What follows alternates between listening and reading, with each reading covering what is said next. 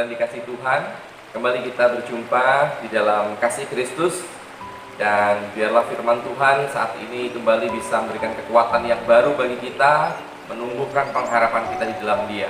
Mari kita berdoa untuk menyambut kebenaran firman Tuhan. Mari kita satukan hati kita dalam doa.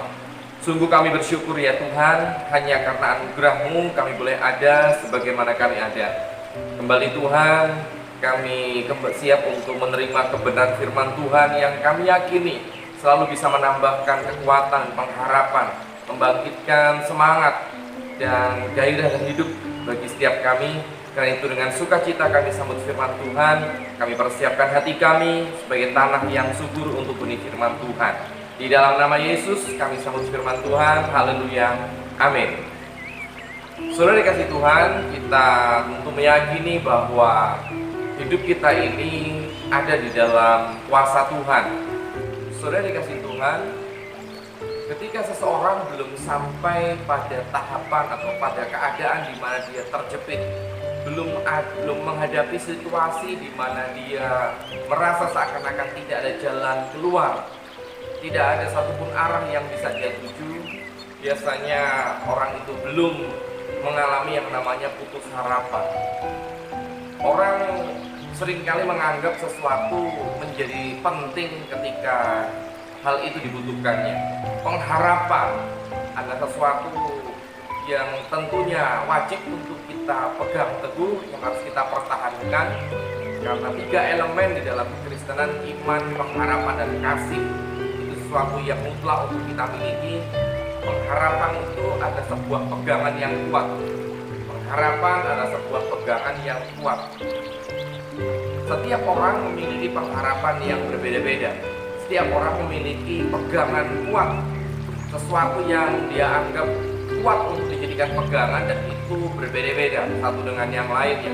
Ada orang yang menaruh pengharapannya, ada orang yang menjadikan pegangan yang kuat dalam hidupnya itu kepada hartanya. Ada yang orang yang berharap kepada kedudukannya, ada orang yang menaruh pengharapan pada jabatannya, ada orang menaruh pengharapan kepada pekerjaannya, kepada relasi atau hubungan dengan orang-orang di sekitarnya. Ada orang yang menaruh pengharapan kepada pengetahuannya. Nah saudara, itu semua yang dijadikan pegangan kuat dalam kehidupan mereka. Sekarang pertanyaannya adalah, apa yang terjadi jika semua yang dijadikan pegangan itu semua tidak bisa lagi menyelamatkan, semuanya tidak bisa lagi diharapkan, semuanya tidak bisa lagi memberikan pertolongan, baik itu keuangan, pekerjaan, kedudukan, teman-teman di sekitar, pengetahuan, dan lain sebagainya. Saudara, sudah tidak bisa lagi memberikan pertolongan, sudah tidak bisa lagi memberikan kekuatan atau bantuan. Disitulah saatnya ada banyak orang mulai panik. Disitulah yang namanya kepanikan itu tiba, kekhawatiran, rasa takut itu datang, saudara. Karena mereka merasa kehilangan pegangan, kehilangan pengharapan, dan itulah yang disebut dalam istilah yaitu putus asa atau putus pengharapan.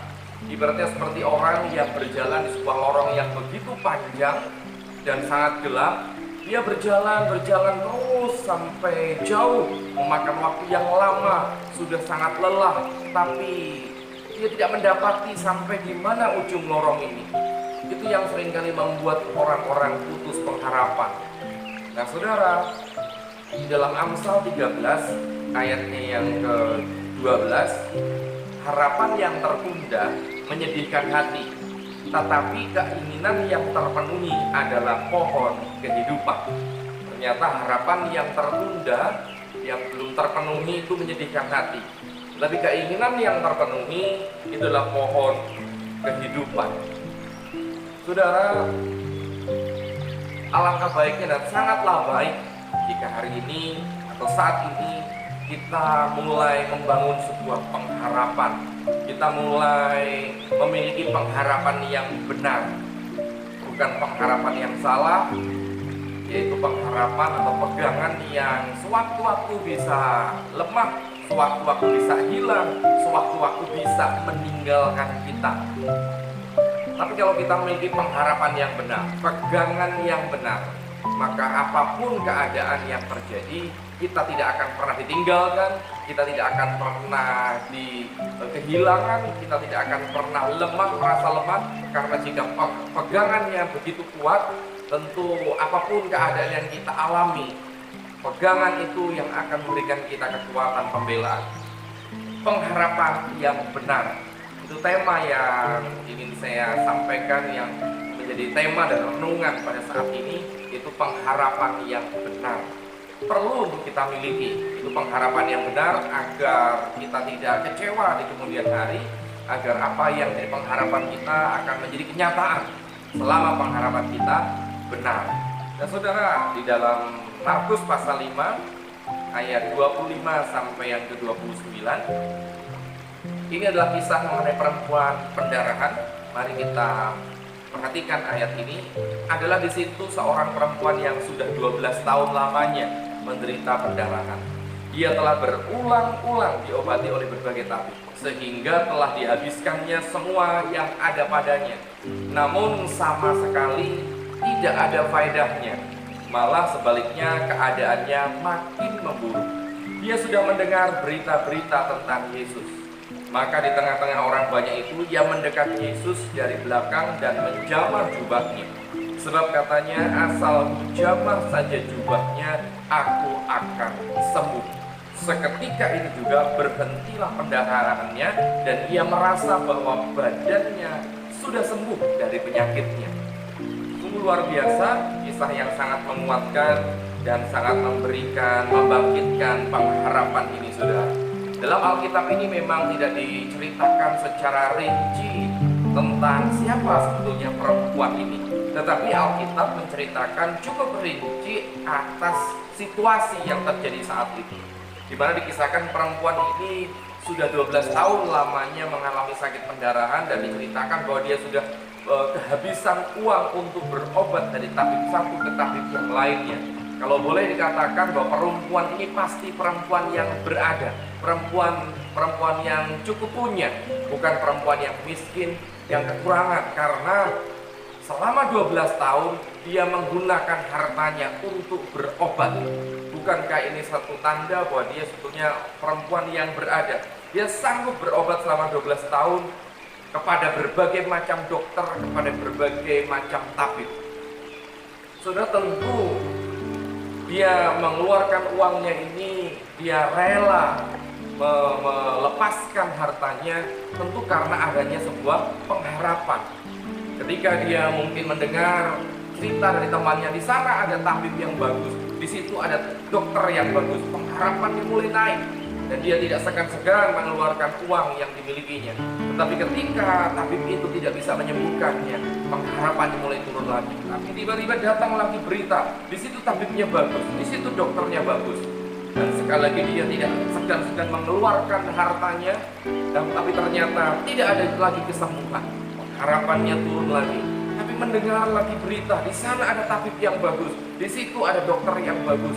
Dia kembali, pengharapannya naik, karena dia yakin dokter ini bisa menyembuhkan. Tapi ternyata lagi-lagi tidak bisa, sampai uangnya habis. Masuk ke tahun yang ke-12, saudara. Setiap dokter tabib yang dikunjungi selalu tidak bisa menyembuhkan penyakitnya, meskipun pengharapannya sangat besar kepada tabib itu, kepada dokter itu. Tapi tidak kunjung ada kesembuhan. Kenapa? Karena pengharapannya salah. Tetapi akhirnya di dalam keputusasaan itu lewatlah rombongan Yesus beserta para muridnya. Dan di situ pengharapannya mulai bangkit lagi.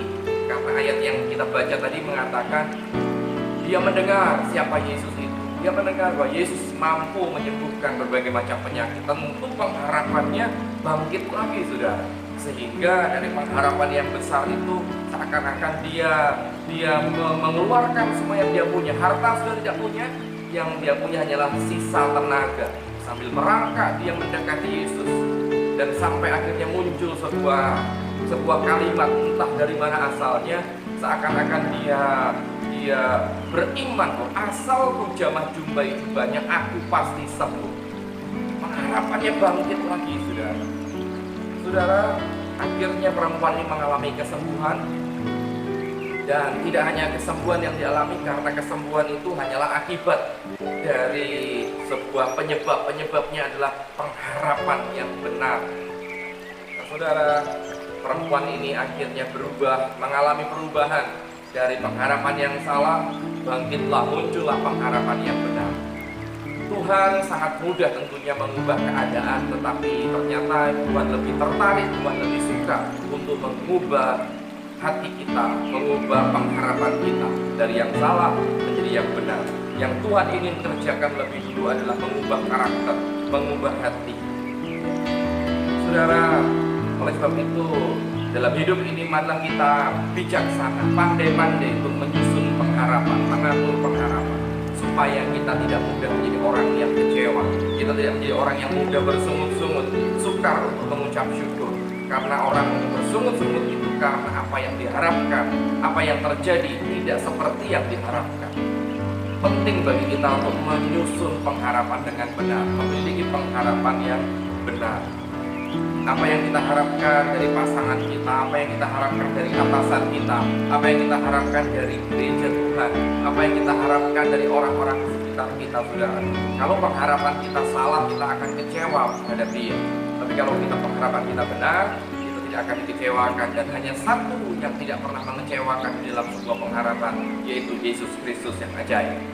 Nah, saudara, apa pengharapan yang benar ketika kita berjumpa dengan Tuhan, ketika kita masuk di dalam persekutuan dengan Tuhan, ketika kita menghampiri Tuhan di dalam doa-doa kita, ketika kita mulai merenungkan firman Tuhan, atau ketika kita mulai melakukan firman Tuhan?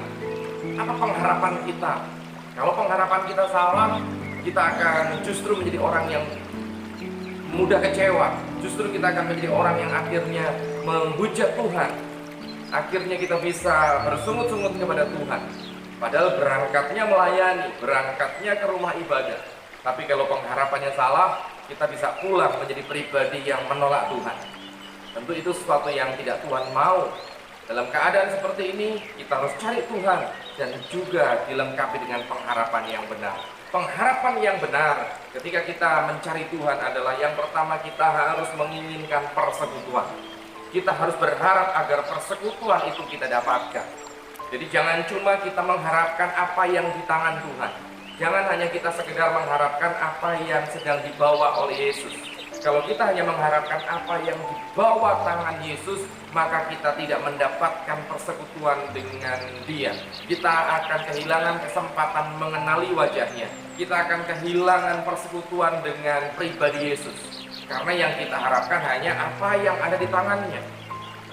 Mazmur pasalnya yang ke-27, ayatnya yang ke-4, demikian bunyi firman Tuhan, satu hal telah kuminta kepada Tuhan, itulah yang kuingini, diam di rumah Tuhan seumur hidupku, menyaksikan kemurahan Tuhan dan menikmati baitnya. Sungguh sesuatu pengharapan yang menyukakan hati Tuhan ketika Tuhan melihat Daud datang di hadapan Tuhan dengan pengharapan, dengan keinginan yang besar untuk bisa memiliki persekutuan dengan Tuhan. Saudara, mari kita berandai-andai kalau seandainya kita yang jadi Tuhan, kita melihat umatnya mulai datang, umat kita mulai datang. Tentu yang pertama kali kita inginkan sebagai Tuhan, sebagai Bapa, tentu bukan berharap mudah-mudahan anakku datang dengan permintaan yang besar. Mudah-mudahan mereka datang dengan membuat tuntutan yang besar. Semoga mereka minta dan menuntut saya habis-habisan. Tentu yang dicari, yang ditunggu-tunggu oleh seorang bapak yang penuh kasih adalah semoga anakku datang dengan keinginan yang besar bersekutu dengan aku. Paling tidak, yang pertama anak-anakku inginkan adalah memelukku, mulai menyapaku, mulai mengucap syukur, mulai bercengkrama denganku. Pasti itu yang Bapak inginkan ketika melihat anak-anaknya mulai datang mencari wajahnya. Tetapi ternyata banyak umat Tuhan justru ketika datang di depan Tuhan, pengharapan yang paling besar adalah minta, menuntut. Memang itu ada sesuatu yang juga Tuhan sediakan, mintalah. Tetapi ada sesuatu yang lebih besar dari itu. Karena kalau yang kita harapkan hanya minta apa yang ada di tangan Bapa, Kalau seandainya itu belum Tuhan izinkan, itulah yang membuat banyak orang Kristen mudah kecewa dan meninggalkan Tuhan.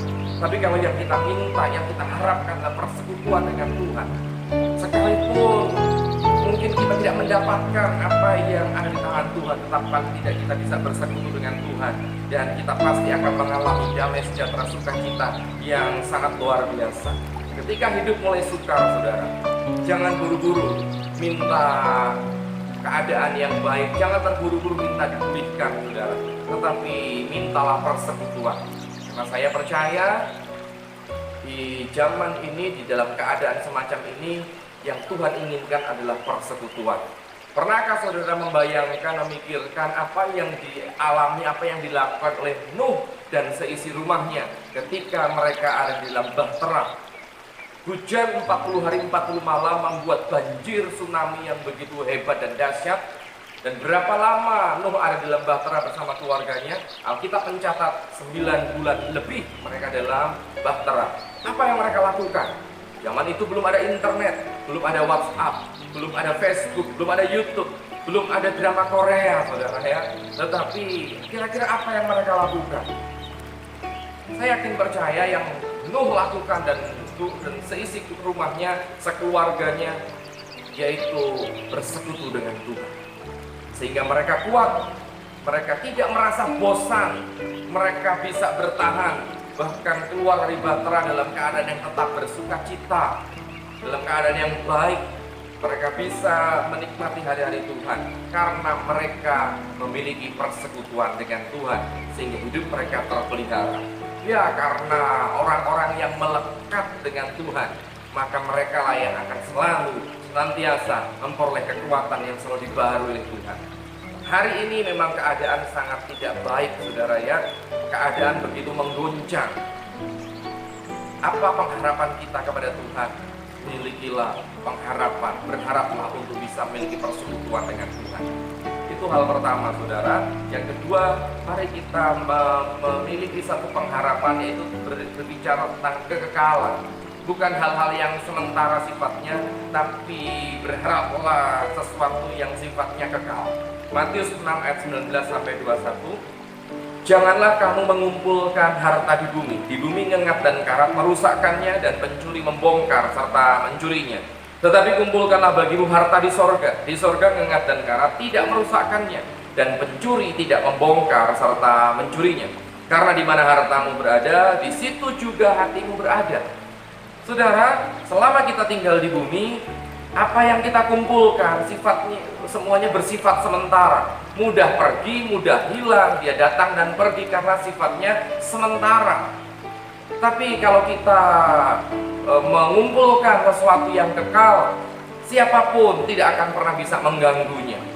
Nah, jadi dikatakan bahwa ngengat karat pencuri itulah yang selalu mengganggu apa yang kita kumpulkan, apa yang ada dalam hidup kita. Dan mereka ini tidak peduli, tidak pandang bulu, menghabiskan apa yang kita kumpulkan. Tidak peduli apakah kita akan menderita, apakah kita akan stres, apakah kita akan terguncang, apakah kita akan nangis. Mereka tidak peduli, baik ngengat karat maupun pencuri, saudara. Ya. Mereka mengambil sampai habis, menguras habis apa yang kita kumpulkan bertahun-tahun mungkin. Mereka tidak akan pernah peduli. Tetapi beda dengan Tuhan. Tuhan sesekali ada kalanya Tuhan itu mengambil apa yang sudah kita kumpulkan.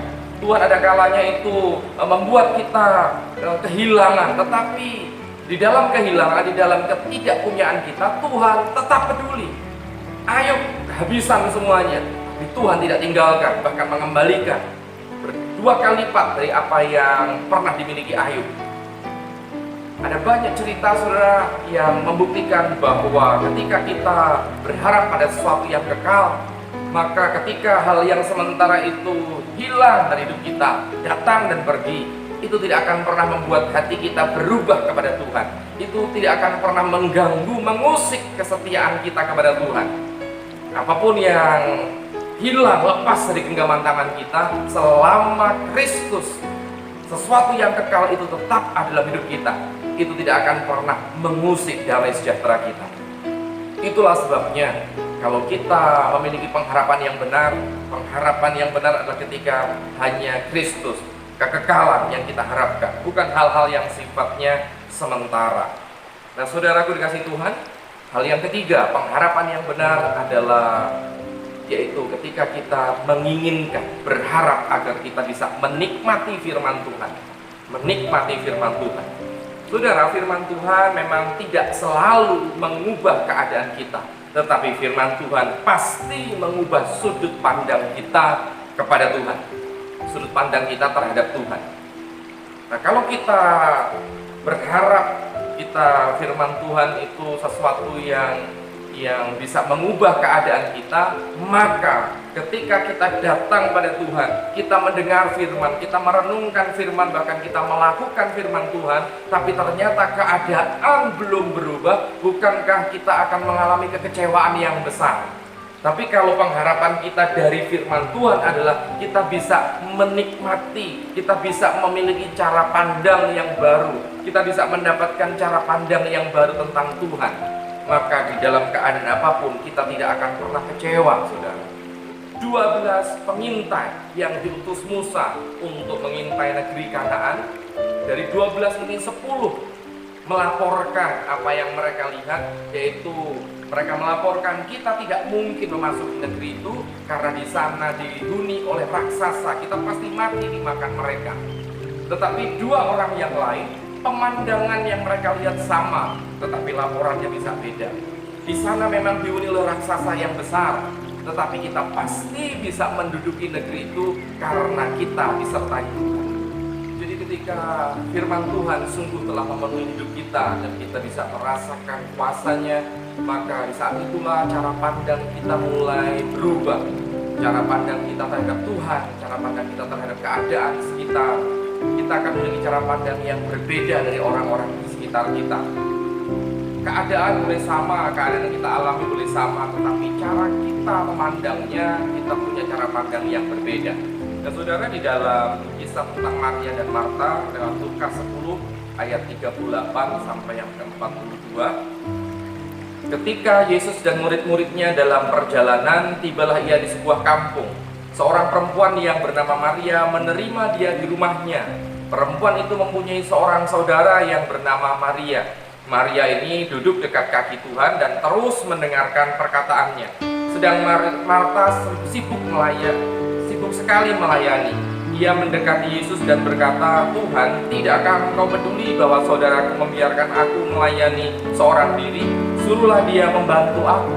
Tetapi Tuhan menjawabnya, "Marta, Marta, engkau khawatir dan menyusahkan diri dengan banyak perkara. Tetapi hanya satu saja yang perlu. Maria telah memilih bagian yang terbaik yang tidak akan diambil daripadanya." Kalau kita melihat dari kisah ini, seakan-akan Marta memang memiliki kekhawatiran yang cukup besar. Entah apa yang ada di dalam pengharapan yang dia miliki, tetapi dia menunjukkan kekhawatirannya sehingga dia justru melakukan sesuatu yang tidak diharapkan oleh Yesus.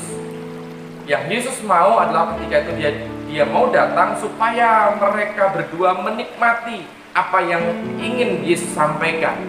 Ketika Maria memilih untuk duduk diam, dan Yesus berkata, Maria sudah mengambil bagian yang terbaik. Dia menerima, dia mendengarkan setiap perkataan yang aku sampaikan. Nah saudara, kalau kita mencari Tuhan, harapan yang benar adalah, pengharapan yang benar adalah ketika kita menginginkan perkataannya, kita menginginkan kuasa di dalam perkataannya.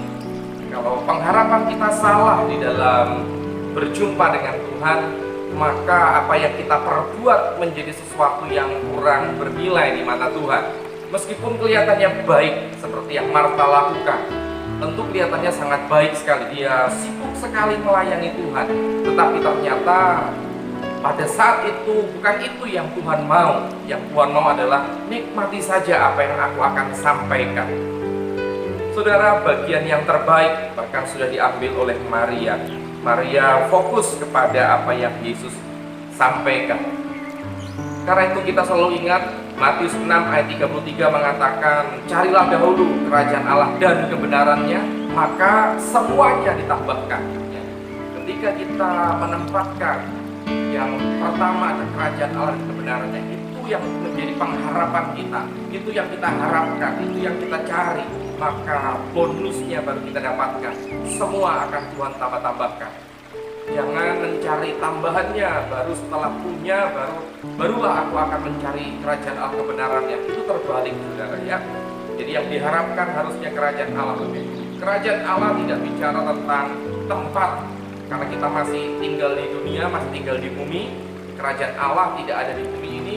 Jadi bukan tempat yang dimaksud, carilah dahulu kerajaan Allah. Yang dimaksud adalah sistem pemerintahannya, sistem pemerintahan kerajaan, di mana hanya ada satu raja yang memerintah. Kita harus mengikuti kebijakan dan ketetapannya.